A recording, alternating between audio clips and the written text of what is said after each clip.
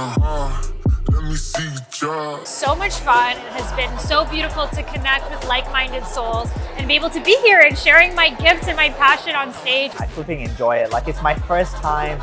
A friend told me about it. I'll be coming back next year for sure. The content is cool and the conversations are extra cool. When I'm here and I'm presenting to this large, really engaged audience, there's a lot of time that I spend with the whole audience, but there's also times where I want to go deep with other people who are doing high-level work. Because I meet the most amazing people, spiritual, open, kind, interesting, intelligent, fun.